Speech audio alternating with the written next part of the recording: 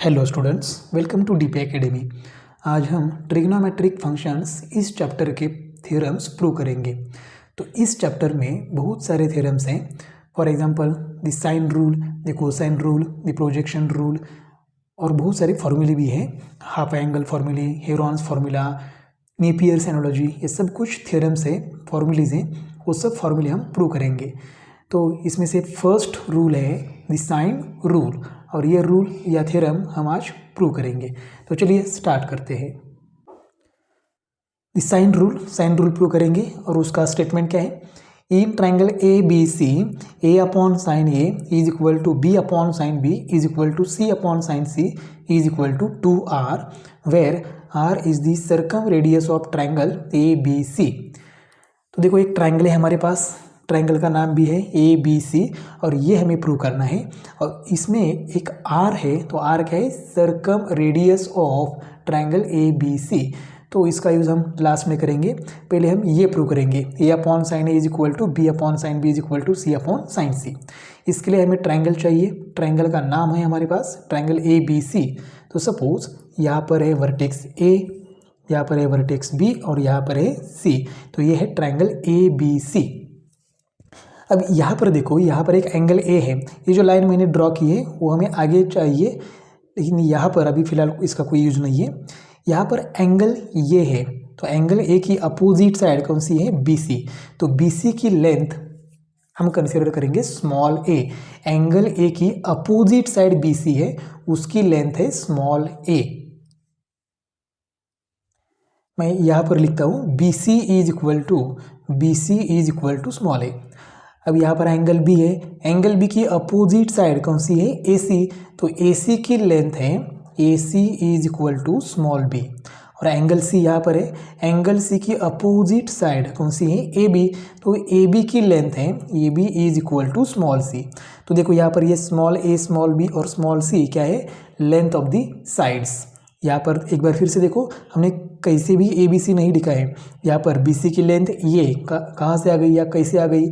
तो angle A की opposite side B C है, तो उसकी लेंथ है स्मॉल ए। एंगल बी के अपोजिट साइड ए सी है, तो उसकी लेंथ है स्मॉल बी। और एंगल सी की अपोजिट साइड ए बी है, तो उसकी लेंथ है स्मॉल सी। अब हमें क्या चाहिए या हमें क्या करना है? ट्राइंगल ए बी सी का एरिया कैलकुलेट करना है। तो एरिया का फॉर्मूला हमें मालूम है, half into base into height. तो यहाँ पर अगर हम बेस बी सी कंसिडर करेंगे, क्योंकि बी सी की लेंथ भी हमें मालूम है ए, तो हाइट क्या होगी? तो देखो, बी सी का अपोजिट वर्टेक्स कौन सा है? ए। तो ए से बी सी पर परपेंडिकुलर लाइन ड्रॉ करनी होगी। तो यहाँ पर ए से हमने बी सी पर एक परपेंडिकुलर लाइन ड्रॉ कर दी, उसको नाम दिया हमने ए डी। अब हम जो कुछ भी करने वाले हैं हम यहाँ पर लिखेंगे। हमने क्या किया? पहले ए डी ड्रॉ किया परपेंडिकुलर टू बी सी। तो यहाँ पर हम लिखेंगे draw A B perpendicular, sorry, A D perpendicular B C. तो हमने क्या किया? A D perpendicular B C draw किया। अब हम एक ट्रायंगल लेते हैं। देखो, ए डी की वजह से यहाँ पर दो राइट एंगल ट्रायंगल हमें मिले हैं। एक ट्रायंगल है ए डी बी और दूसरा है ए डी सी। इन दोनों में से एक ट्रायंगल हमें लेना है, कौन सा भी ले लो, ए डी बी या ए डी सी, कोई प्रॉब्लम नहीं है। हम ट्रायंगल लेते हैं ए डी बी। तो यहाँ पर मैं लिखता हूँ in triangle A D B. अब यहाँ पर देखो, हमें इस ट्रायंगल का, ट्रायंगल ए बी सी का एरिया कैलकुलेट करना है। एरिया के लिए बेस हमारे पास है बी सी, उसकी लेंथ भी है ए। अब हाइट मतलब क्या है? A D. तो ए डी की लेंथ हमें कैलकुलेट करनी है। इसके लिए हम देखो यहाँ पर ये एंगल बी लेते हैं। राइट एंगल ट्रायंगल पहले से लिया हमने ए डी बी, और यहाँ पर एंगल बी है। तो एंगल बी के अपोजिट साइड ए डी की लेंथ हमें चाहिए, और ए बी की लेंथ क्या है? Small C. देखो यहाँ पर ए बी की लेंथ क्या है? Small C. इसका मतलब, और ये ट्रायंगल जो है ए डी बी, यहाँ पर राइट एंगल है, तो राइट एंगल की अपोजिट साइड है ए बी, तो वो हो गई हाइपोटेनियस। तो इस ट्रायंगल ए डी बी में हमने एंगल बी लिया, और एंगल बी की अपोजिट साइड हमें कैलकुलेट करनी है, और हाइपोटेनियस मालूम है। तो अपोजिट साइड हाइपोटेनियस कौन सा रेशो हम ले सकते हैं? Sine theta is equal to क्या होता है? Opposite side divided by adjacent side. तो यहाँ पर हम लेते हैं sine sine B is equal to sine B angle B के अपोजिट साइड ए डी, तो A D divided by hypotenuse कौन सी है A B, hypotenuse A B. अब यहाँ पर ए बी की वैल्यू हमें मालूम है, तो sine B is equal to A D upon A B की लेंथ क्या है सी, तो यहाँ पर आएगा सी। अब यहाँ पर सी डिवाइड है, वहाँ जाके साइन बी को क्या होगा multiply, therefore A D is equal to C into sine B, ये सी स्मॉल है और यहाँ पर एंगल जो रहेगा वो होगा कैपिटल, तो A D is equal to क्या हो गया सी इंटू साइन बी। देखो हमें ट्राइंगल ए बी सी का एरिया कैलकुलेट करना था, तो उसका बेस बी सी हमें मालूम था ए, लेकिन हाइट ए डी हमें मालूम नहीं थी, तो वो हाइट हमें मिल गई C sine B. Therefore area of triangle A B C is equal to half into base, base है यहाँ पर B C into height, height क्या है A D, half into base into height is equal to 1/2 into B C की length है ये into A D की length यहाँ पर हमने अभी कैलकुलेट की है वो है सी साइन बी, तो यहाँ पर आएगा सी इंटू साइन बी। अब यहाँ पर 2 यहाँ पर डिवाइड है, यहाँ जाके मल्टीप्लाई होगा, therefore 2 into area of triangle A B C is equal to, यहाँ पर क्या रहेगा A C into sine B. तो देखो यहाँ पर हमें एक इक्वेशन मिल गया, इसको हम कहते हैं इक्वेशन नंबर फर्स्ट। सिमिलरली हम ऐसे भी लिख सकते हैं, सिमिलरली अब देखो यहाँ पर 2 into area of triangle A B C is equal to, अब यहाँ पर साइन बी है तो यहाँ पर हम लिखते हैं साइन सी। अब देखो यहाँ पर क्या लिखेंगे, तो यहाँ पर साइन का एंगल बी है, तो यहाँ पर क्या है बी नहीं है, तो क्या है ए सी है, ए एंड सी है, तो यहाँ पर एंगल सी है तो यहाँ पर सी नहीं आएगा, फिर क्या आएगा ए एंड बी, तो यहाँ पर आएगा ए इंटू बी। नहीं तो हम ऐसे भी कैलकुलेट कर सकते हैं, देखो यहाँ पर ट्राइंगल है, यहाँ पर हमने यहाँ पर ये ट्राइंगल लिया था ए डी बी, अभी हम ए डी सी अगर ये ट्राइंगल लेते हैं तो हमें ये इक्वेशन मिलता है 2 into area of triangle A B C into is equal to A B into sine C, तो ये है सेकेंड इक्वेशन। अब थर्ड इक्वेशन भी हमें मिलेगा 2 into area of triangle A B C is equal to, अब एंगल कौन सा बाकी है, यहाँ पर साइन का एंगल बी है, यहाँ पर साइन का एंगल सी है, तो यहाँ पर साइन का एंगल लेते हैं ये। अब यहाँ पर साइन का एंगल ये है तो यहाँ पर ए नहीं होगा, फिर क्या होगा बी एंड सी, तो यहाँ पर बी इंटू सी स्मॉल होगा, वो लेंथ होगी साइड की। इक्वेशन नंबर थर्ड, देखो हमें equation first second and third मिल गए। अब हम equation first second and third observe करते हैं। यहाँ पर इक्वेशन फर्स्ट की LHS, सेकेंड की LHS एंड थर्ड की LHS सेम है, तो यहाँ पर लिखते हैं therefore from equation first second and third, देखो यहाँ पर LHS सेम है तो RHS भी क्या होगी सेम ही होगी, देयरफॉर इक्वेशन फर्स्ट की RHS क्या है AC into sine B is equal to, second की RHS AB into sine C is equal to, third की RHS BC into sine A. अब हम क्या करते हैं, इस पूरे इक्वेशन को हम डिवाइड करते हैं, divide by A B C, A into B into C से हम पूरे इक्वेशन को डिवाइड करते हैं, तो देखते हैं क्या मिलता है। Therefore A C into sine B divided by A into B into C is equal to A B into sine C divided by A B C is equal to B C into sine A divided by A B C. क्या किया हमने, through out the equation हमने ए B सी से divide किया। अब देखो यहाँ पर ए सी और यहाँ पर ए सी क्या हो जाएगा कैंसल, देयरफॉर क्या रहेगा यहाँ पर sine B divided by B is equal to, यहाँ पर भी ए बी और ए बी कैंसिल हो जाएगा, रहेगा sine C divided by C is equal to B C और बी सी कैंसिल हो जाएगा, यहाँ पर रहेगा साइन ए अपॉन ए। अब हम इसका रेसिप्रोकल करते हैं, इन्वर्ट इंडो या रेसिप्रोकल कह सकते हैं। तो देखो रेसिप्रोकल करने के बाद क्या आएगा, b divided by sine b is equal to c divided by sine c is equal to a divided by sine a। इसको हम सीक्वेंस से लिखते हैं, देयरफॉर पहले a की टर्म लिखते हैं, a divided by sine a is equal to b divided by sine b is equal to c divided by sine c। Equation number equation number 4th, ये 4th इक्वेशन। तो यही हमारा sine rule है। देखो sine rule ऐसे भी पूछ सकते हैं, ऐसे भी पूछ सकते हैं। तो यही हमारा फाइनल है। लेकिन अगर आपने देखा होगा प्रूव दैट में, तो क्या प्रूव करना है, तो a upon sine A is equal to b upon sine b is equal to c upon sine c is equal to 2r है। 2 इंटू आर, आर क्या है, circum radius of triangle ABC। तो वो 2r के लिए हम solve करेंगे।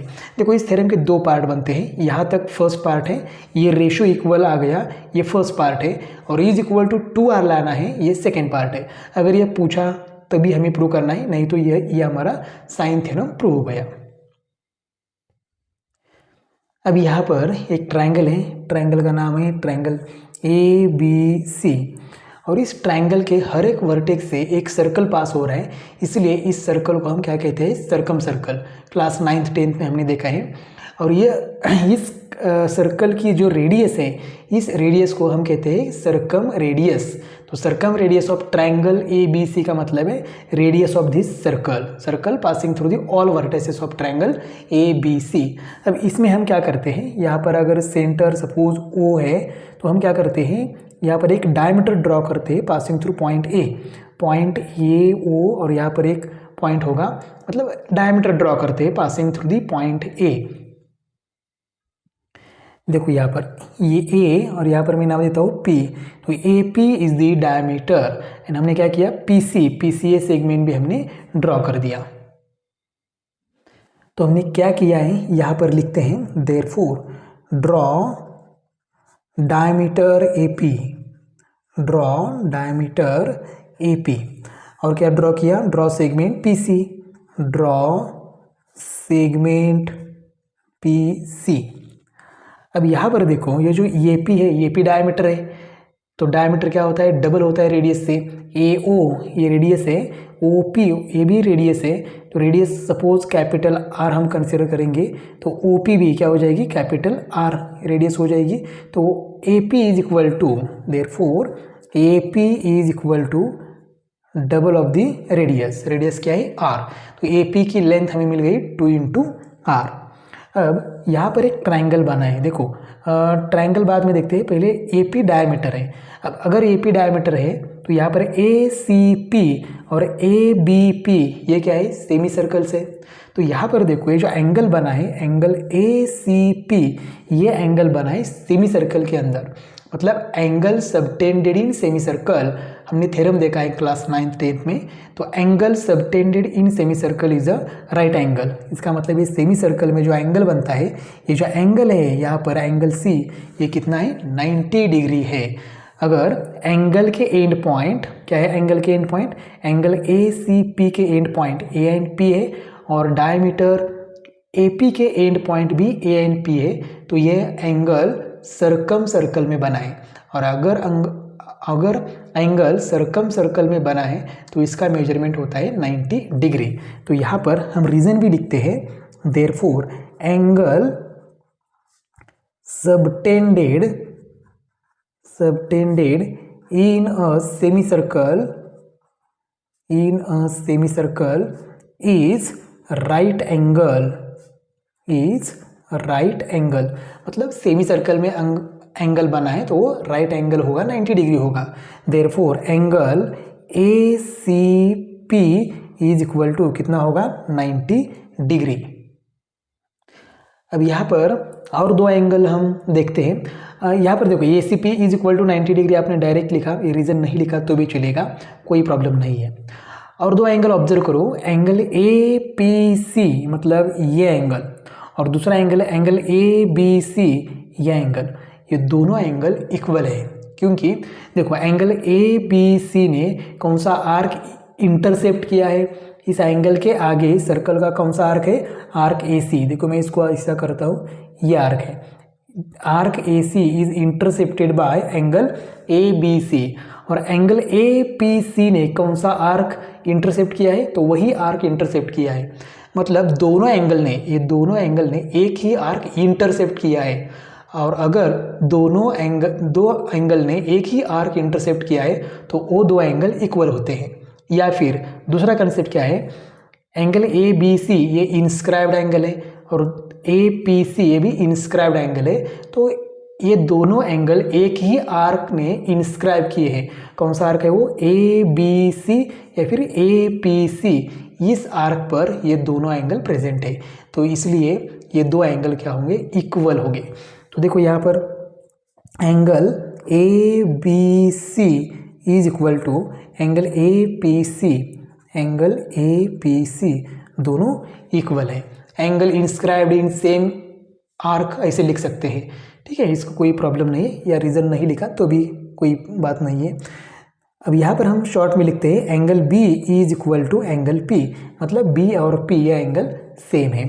अब यहाँ पर हम एक ट्रायंगल लेते हैं, इन ट्रायंगल ACP, देखो यहाँ पर ये ट्रायंगल है, ACP ट्रायंगल है और ये राइट एंगल ट्रायंगल है। तो इस एंगल में हम क्या करते हैं, एंगल P पर साइन रेशो अप्लाई करते हैं, sine P is equal to, sine P is equal to, अब साइन का रेशो क्या होता है, तो opposite side divided by hypotenuse. तो P की अपोजिट साइड क्या है, AC, तो AC divided by hypotenuse, hypotenuse क्या है, AP, हाइपोटेनियस AP। अब यहाँ पर देखो साइन P, तो P की जगह हम क्या लिख सकते हैं, B लिख सकते हैं। तो यहाँ पर P की जगह, एंगल P की जगह एंगल B लिख सकते हैं, तो सीधा मैं P को रिप्लेस करता हूँ P से, तो sine B is equal to AC, AC की लेंथ क्या है, स्मॉल b है, एंगल B की अपोजिट साइड है AC, तो AC की लेंथ है small b, divided by AP, AP देखो यहाँ पर क्या है 2r, तो यहाँ पर आएगा 2r। अब देखो ये 2r यहाँ पर डिवाइड है, वहाँ जाके मल्टीप्लाई होगा साइन B को, और साइन B यहाँ पर मल्टीप्लाई यहाँ आके डिवाइड होगा, therefore 2r is equal to b divided by sine B। इसको हम कहेंगे इक्वेशन नंबर 5। अब हम इक्वेशन 4 लेते हैं, therefore equation 4th becomes, equation 4th as it is लिखते हैं। देखो ऊपर इक्वेशन क्या है 4th, a upon sine A is equal to b upon sine B is equal to c upon sine C, ये है इक्वेशन 4th। अब देखो यहाँ पर b अपॉन साइन B है, लेकिन b अपॉन साइन B की वैल्यू क्या है 2r, इक्वेशन 5th में हमने प्रूव किया है।